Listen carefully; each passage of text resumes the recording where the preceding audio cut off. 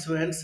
Here I am Sandeep Bharti going to teach you the remaining part of first chapter of history, the modern history. So you will understand this chapter properly. Okay. Good morning, students. Here I am going to start the remaining part of first chapter, the modern history, class 8th.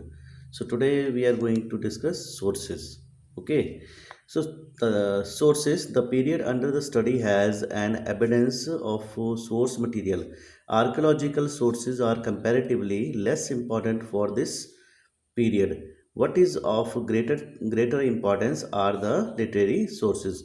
So students, it means we have plenty of sources when we study history. Okay, but if we talk about archaeological sources in the modern period, so they are comparatively less important as compared to the other sources which we are going to read. Okay, but they having the greater importance, the greater importance of the source material found in the modern period are literary sources. Okay, तो British जो थे ना, British जो थे वो archaeological sources को ज़्यादा importance नहीं देते थे. So they mainly focus on the literary sources such as so here I would like to tell you more about archaeological and literary. Archaeological beta means the source material which tell us about the physical remains of the past, such as coins, buildings. Okay, clear. So literary sources mean the written material such as books, chronicles, travelogue. Okay, many more. Clear. So literary sources for the period are many and varied. मतलब literary sources, if we talk about literary sources in different periods such as ancient, okay, medieval and modern. Here we are discussing about modern period. Clear. So literary sources varied, मतलब literary sources जो थे वो change होते चले गए into different periods. Clear. So there are original documents. तो यहाँ पे ओरिजिनल डॉक्यूमेंट्स जो हैं वो थे गवर्नमेंट रिपोर्ट्स थी, एडमिनिस्ट्रेटिव रिकॉर्ड्स थे. ठीक है बेटा. Then official records of British surveys and so on. All these records have been carefully preserved in the archives. Archives क्या होता है बेटा? It's building where old things are kept. Clear. And museums. So why British preserve these all the literary sources in their nowadays they are undertaken by the government of India, but why British preserve all these written sources? Why? To administered well, number one. Secondly, to examine the local community. Okay, and easily rule over them and to make further planning. Clear. Then official records. The Mughal introduce. Mughal कौन थे? जो central Asia से आए थे लोग. ठीक है, in the form of Babur, Humayun, okay, Akbar. Clear. तो वो अपने साथ culture, Mughals introduce culture of recording everything. मतलब मुगल ने क्या शुरू किया था? एक अपने कल्चर के थ्रू क्या किया था? सभी चीज़ों को रिकॉर्ड किया था. ठीक है, अपने टाइम में. This was further and perfected by the British. मतलब इसको परफेक्ट किसने किया? नेक्स्ट लेटर ब्रिटिश ने. ठीक है. Then every administrative decision was recorded and carefully preserved. मतलब जो ब्रिटिश जो थे ना वो प्राइमरी सोर्सेज को लेते थे, मतलब फैक्ट जो थे, रियल फैक्ट जो थे, ठीक है, उनको वो स्टडी करते थे केयरफुली और प्रिजर्व करते थे उसको, ताकि वो अपनी रूलिंग में उसको यूज़ कर सकें. Every executive, legislative and judicial body had recorded rooms in which even the smallest records were kept. मतलब ब्रिटिश के टाइम में एग्जीक्यूटिव, लेजिस्लेटिव और जुडिशियल बॉडी, जिसको आप एग्जीक्यूटिव जो होता है कि गवर्नमेंट की ऐसी बॉडी होती है जिसमें कि here rules are put into the order. Clear. And legislative means law making body, जहाँ पे लॉ बनाया जाता है सच एज पार्लियामेंट वगैरह. ठीक है. दैन जुडिशियल क्या होता है? It's a body of courts. Clear. Where justice is given to the people, मतलब ये सारी चीज़ें जो थी इनको प्रिजर्व करते थे वो, और केयरफुली एग्जामिन करते थे, और जो भी रिकॉर्ड होता था उसको क्या करते थे, प्रॉपर उसको एक प्रॉपर वे में उसको कैप्ट करते थे, उसको प्रॉपर वे में उसको प्रिजर्व करते थे, ठीक है। तो उसको क्या बोलते थे, catalogue, what you call them, catalogue, during the British time. Thus, the proceeding of each government departments is available to us. मतलब आज the proceeding of each government department is available to us, मतलब जो British ने preservation किया था literary sources की help से, तो आज ये जो भी गवर्नमेंट के जो सोर्सेज जो है ये हमारे पास अवेलेबल हैं। This has help historian immensely in their study of the period, मतलब हिस्टोरियन कौन होते हैं, someone who study the past, clear. तो हिस्टोरियन को जो है वो मतलब उस पीरियड को डिटेल में स्टडी करने के लिए की हेल्प मिलती है, ठीक है। Many of the official records of the period are now preserved in the National Archives of India. मतलब अगर हम बात करें जो पुराने जो सोर्सेज थे, रिकॉर्ड थे, वो सारे के सारे आजकल नेशनल आर्चीव्स में हैं, जो कि न्यू दिल्ली में है, clear. Then survey reports sorry बेटा, the British also began the practice of conducting survey. Survey क्या होता है, to compile information by visiting a particular place, okay, clear. Population survey, revenue survey, land survey and many other types of survey are conducted. मतलब ये जो British ने जितने भी सर्वे किए, क्यों किए, ताकि उनको पता चले कि पॉपुलेशन कितनी है, टैक्सेस कितने, टैक्सेस का सिस्टम क्या है, टैक्स क्या है, टैक्सेस को कैसे हम लोग कैलकुलेट करेंगे, लैंड कितनी है हमारे पास, ठीक है। ये सारे के सारे ये सर्वे करते थे ताकि उसको अपने रूलिंग में उसको इम्प्लीमेंट कर सके, ठीक है। Mapping was also important part of the survey, मतलब मैपिंग भी करते थे वो, उनको मैपिंग जब उन्होंने की start, when this had started the mapping, then they came to know about many more areas which were unknown to them, clear.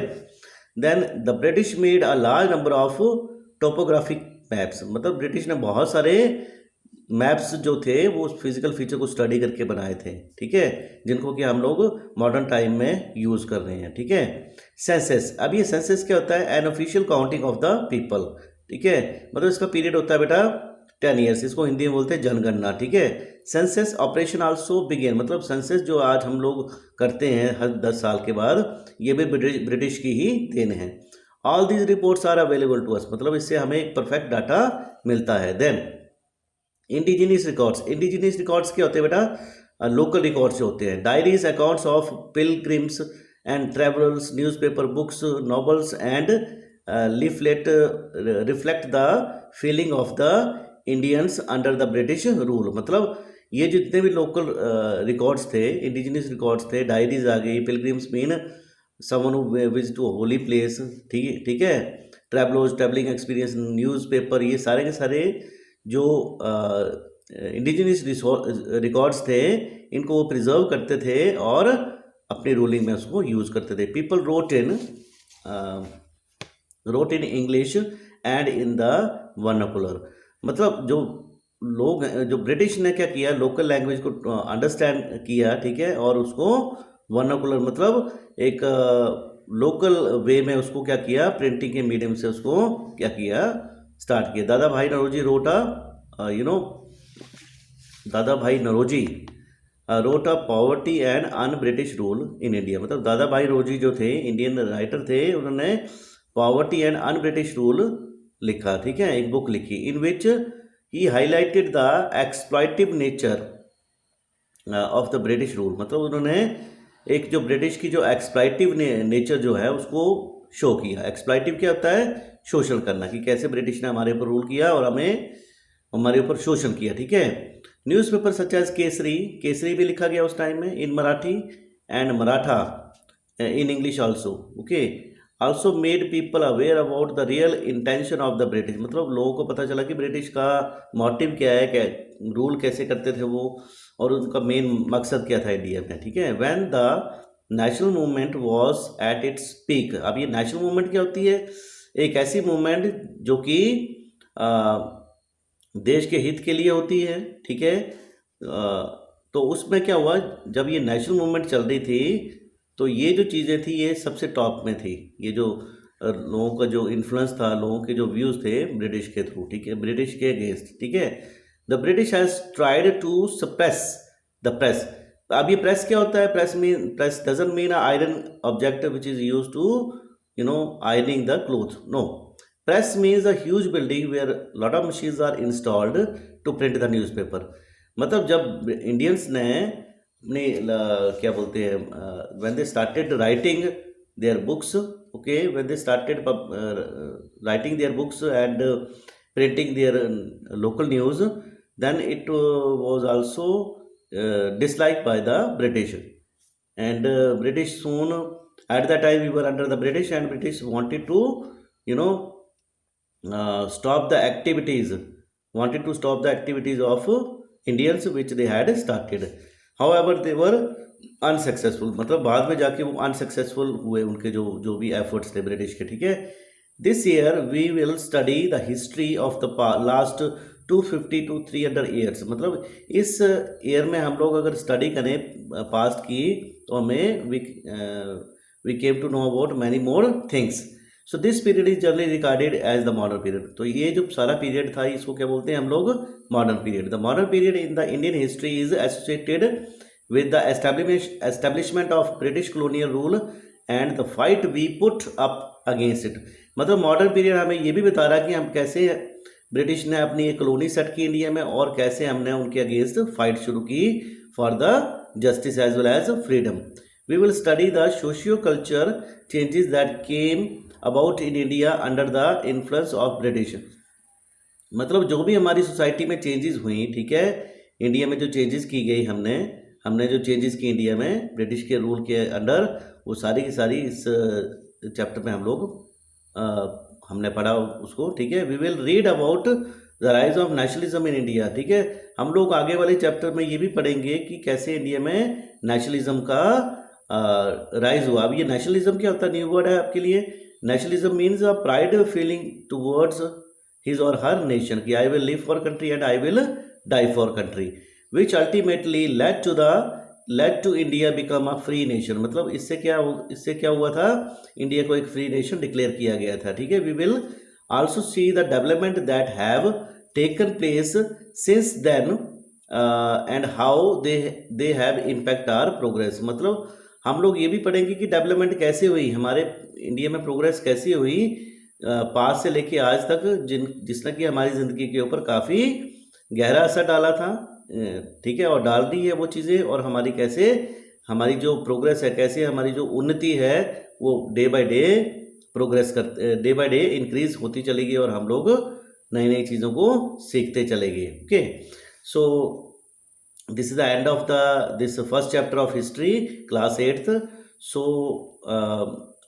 I am also attaching the exercise for you, okay, along with this video, in the end of this video, so you may understand many more questions are given here. So okay, so these we will discuss, okay, clear? Then firstly I would like to give you some questions, so you may read all the questions and write down in the fair notebooks, okay. And if you have any doubt, then you can go to my channel Social Science Guruji, clear? And there is a comment box, and write your views in that, clear? And I will read your views, then and will give you better solution. Thank you very much.